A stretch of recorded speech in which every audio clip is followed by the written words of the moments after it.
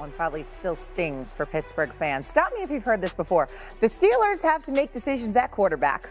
With Justin Fields and then Russell Wilson, Pittsburgh's season started off well, going 10-3, but the next 5 were rough, capped off by that 28-14 loss to the Ravens. No bueno. Another playoff appearance with no victory to go along with it, and now another long offseason ahead for them. So how do the Steelers find their way back to postseason wins and Super Bowl conversations? Here's Brooke Pryor. For a second straight year, the Pittsburgh Steelers exited the playoffs with a wild card loss and entered the offseason without a clear starting quarterback. With Russell Wilson, Justin Fields, and Kyle Allen only under contract through the 2024 season, the Steelers' quarterback cycle is poised to reset again after yet another fruitless revolution. Stuck is kind of a helpless feeling, and I don't know that I feel helpless. Steelers owner Art Rooney II said his preference is to sign either Wilson or Fields to a multi-year deal.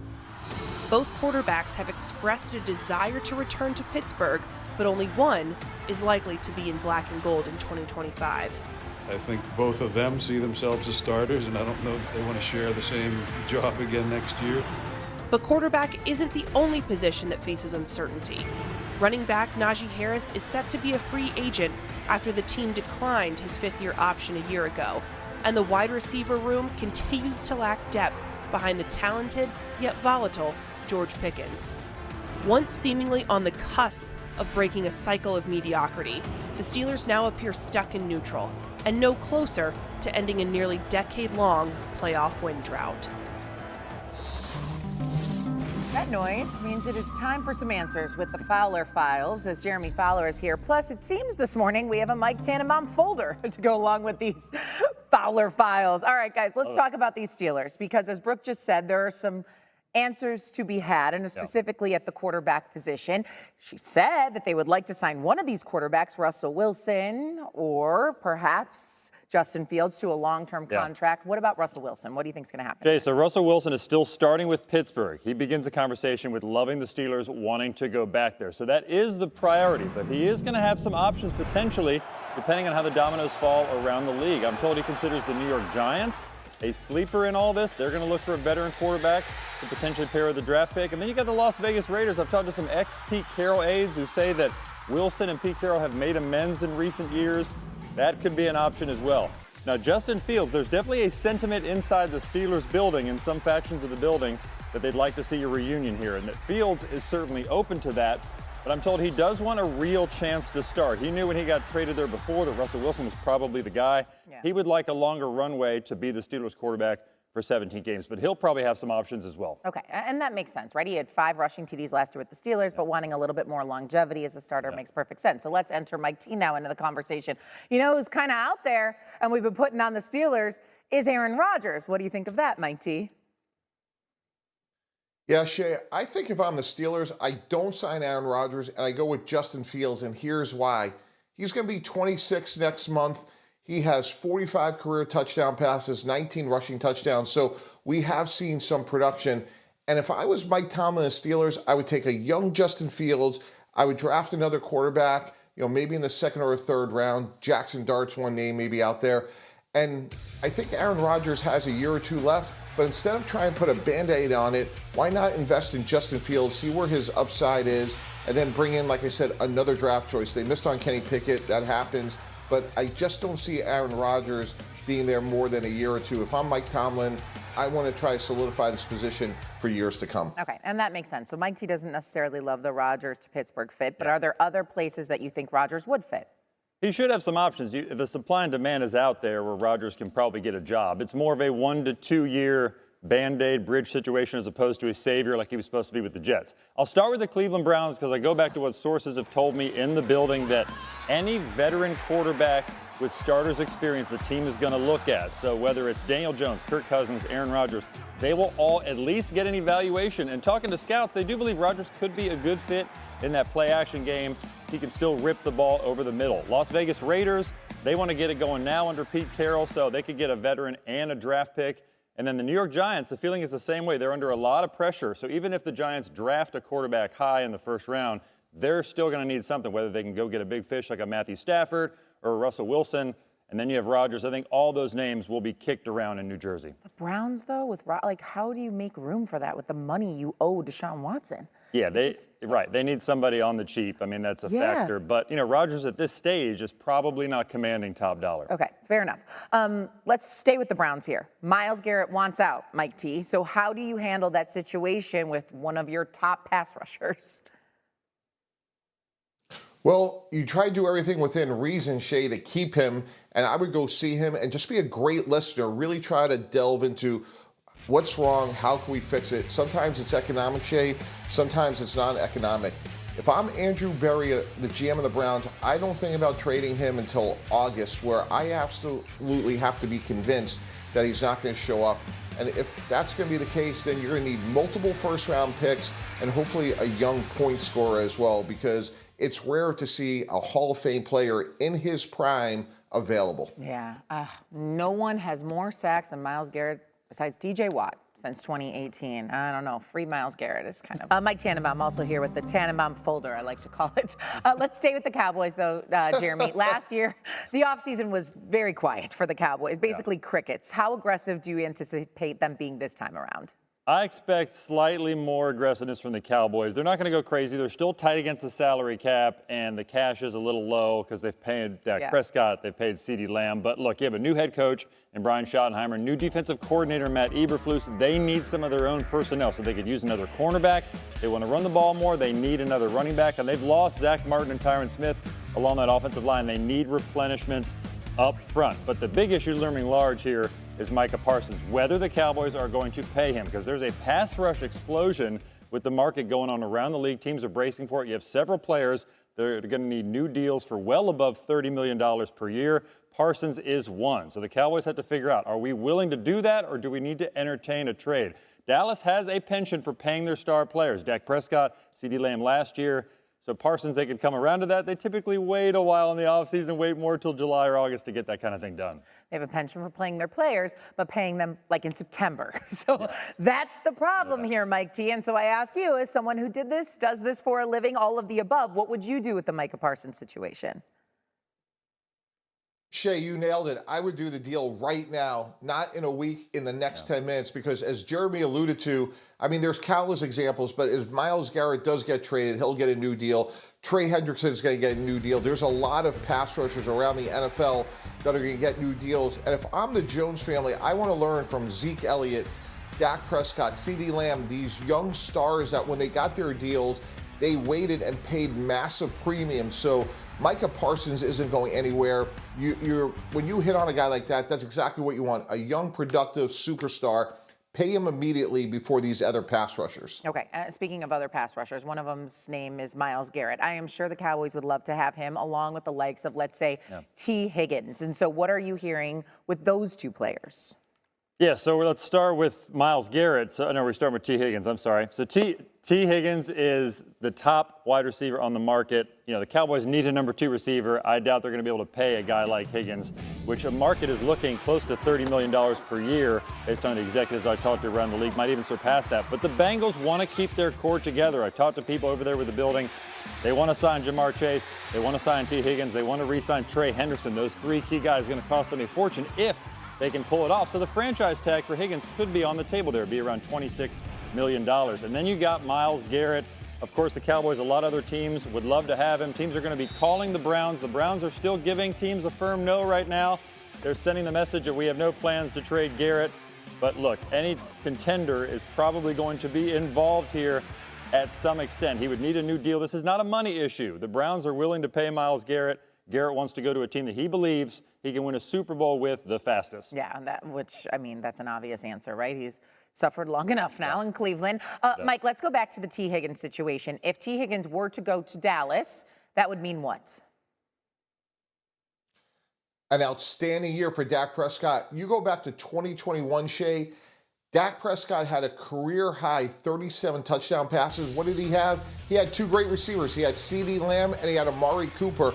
And if you put T. Higgins on one side with CeeDee Lamb in the other, no team has 2 corners that can match up with that. It would make a meaningful difference. And if we're trying to close the gap on Philadelphia and Dallas, what better way to do that than to maximize Dak Prescott's ability by giving him 2 bona fide number 1 receivers on the outside. I mean, how many times did we come on air and say, well, the Cowboys keep throwing it to CeeDee Lamb. They might need other options. This would be one. CeeDee Lamb was the only Cowboy to top 650 receiving yards this past season. But, of course, Jeremy and Mike, thank you much more. Our senior NFL reporter, Jeremy Fowler, and NFL analyst, Jason McCourty, here with us now. But let's start with some teams that could pursue Rodgers, Jeremy. Well, I mean, Aaron Rodgers, free agent for the first time in his career, and he is now a bridge quarterback. He used to be a savior. Now he's a 1 to 2 year option for some teams.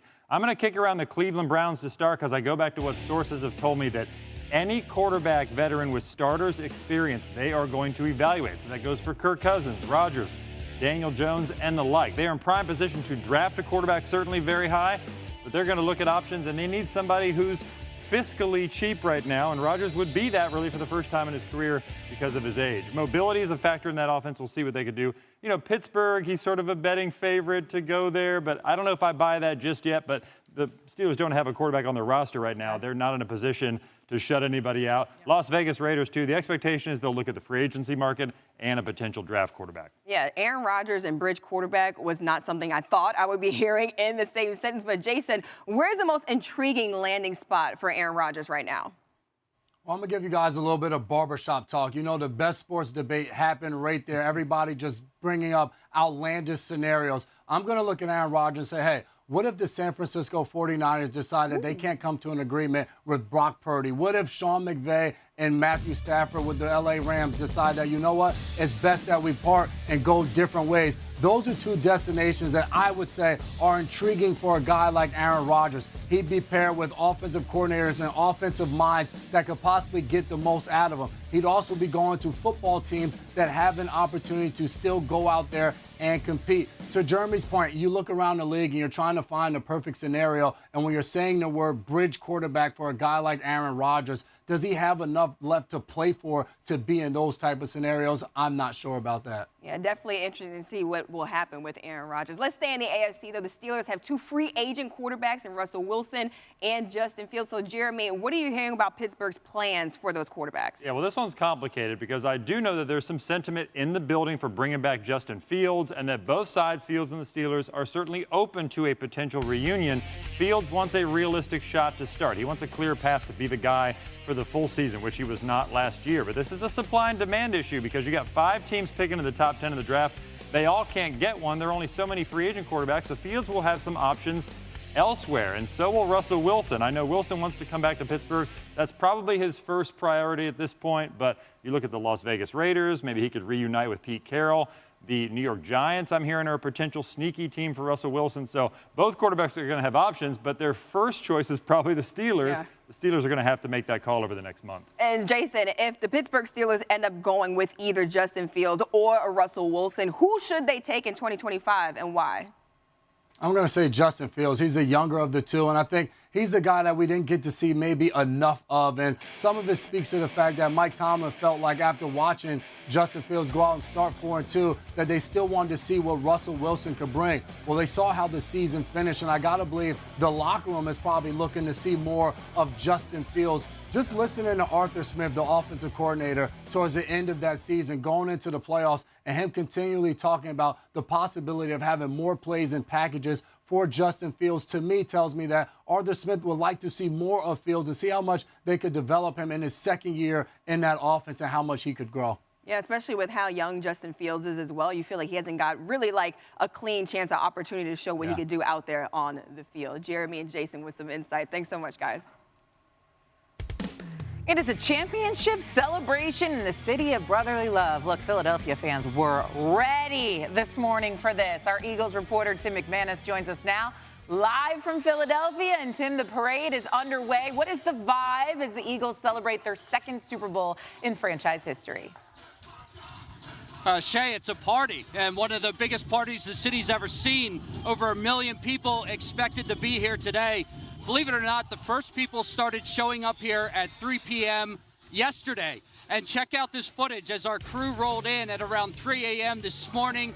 Fans lining up as close as they could to the Art Museum steps to get the closest view they can of the players who will be speaking at around 2 p.m. this afternoon. Now, the players are on their way through the parade on top of those buses, waving to the fans. They'll be making their way here at about 12:30 before ascending up those rocky steps to address this huge crowd. And it is a huge crowd. As far as the eye can see is where the fans are. There are signs everywhere. I saw Santa Claus in the crowd. I even saw a cardboard cutout of Saquon Barkley from a guy riding a bike, ascending over his head, doing the reverse hurdle that he made so famous against the Jaguars. So, this crowd is ready. They take their parades very seriously, and they have their game faces on today, Shay. I didn't know where you were going with that, ascending over heads. Backwards hurdle, though, nailed it. I'm assuming there are free cheesesteaks being handed out somewhere amongst all those people to make a game in the NFL in honor of Valentine's Day. NFL analyst Jason McCourty is going to help take us through the evolution of love as the offseason begins. So let's start with meet cute, which is basically like choosing, Jason. So who should be eyeing each other from across the room?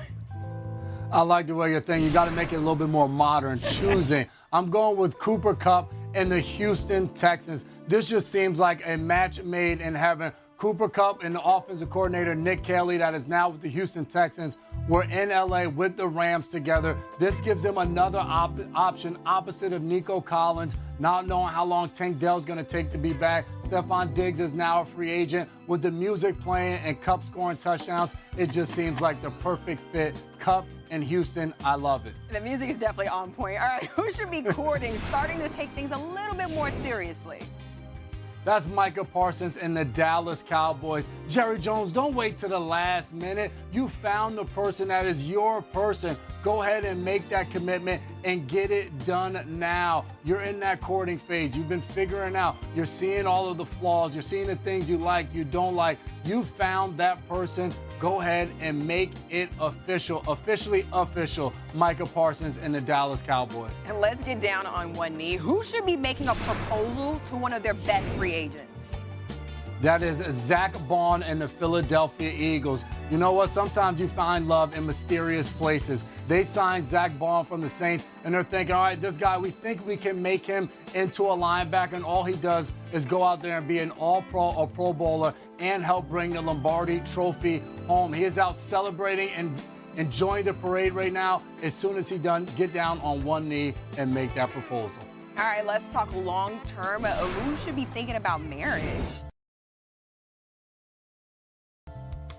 That is Jamar Chase and the Cincinnati Bengals. You know what? When your parents are telling you this is the one for you, you go ahead and you make this commitment. Joe Burrow, the quarterback, has already explained to the front office, hey, this is how you do it. This is how you restructure. You sign this guy, you sign that guy. It is clear cut that Jamar Chase needs to be the long-term answer for the Cincinnati Bengals at the wide receiver position. Go ahead and lock him down. And I know it's Valentine's Day, but finally, who should be getting a divorce?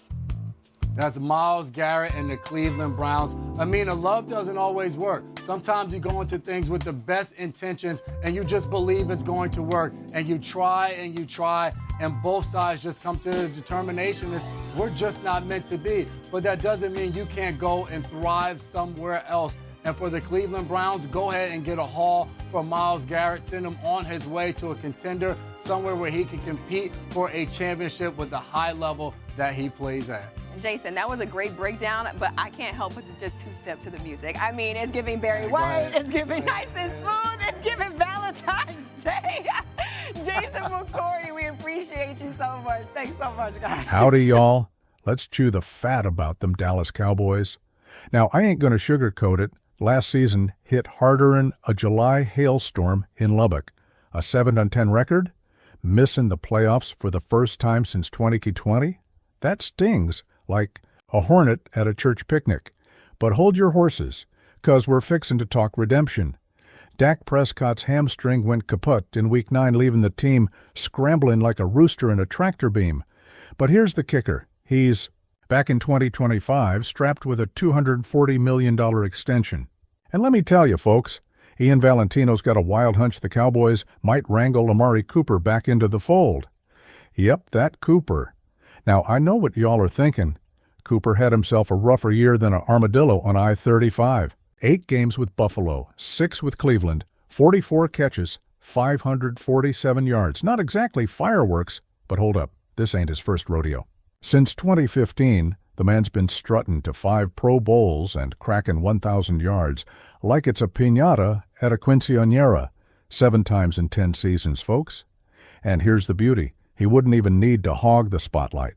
C.D. Lamb's already the sheriff in town holding down WR1 since 21. Cooper could slide in smoother and butter on a biscuit, just like his first stint in Dallas, 292 catches, 3,893 yards, 27 touchdowns. That ain't peanuts, partner. But let's get down to brass tacks. If Jerry Jones opens that wallet, Cooper's going to cost him about $14.2 million a year. Now, I ain't no math whiz, but that's a chunk of change. Still, think about this. NFL legends ain't built on penny pinching. They're built on guts, grit, and gambles. Cooper's got more juice left than a Whataburger orange shake. And pairing him with lamb? That's like putting jalapenos on a brisket. Spicy, unpredictable, and downright Texan. Here's the kicker, and lean in close, because this matters. The Cowboys ain't just a team, they're a religion down here. Every Sunday's a revival, and the congregation's hungry for a miracle. Doc's back, Cooper's a maybe, and the football gods are watching. But here's what y'all ain't heard yet. American football ain't just about stats. It's about heart. It's about a fourth-quarter drive when the lights are brightest and the doubters are loudest. Cooper's been there. He's clawed through slumps and soared through streaks. And if anyone knows about second chances, it's Dallas. Think about Emmitt Smith's comebacks, Romo's grit. Hell, even Jimmy Johnson's hair had a redemption arc. So, here's my 2 cents. This ain't just about signing a receiver. It's about sending a message. It's about telling the NFC East we ain't down for the count. Cooper's got skin in the game, and so do y'all. Every tailgate, every holler at the TV, every faded jersey in the closet, it's all fuel. Now, here's my question for you. If you could whisper one thing in Jerry Jones's ear right now, would it be open the dang vault or don't you dare risk it? Y'all chew on that.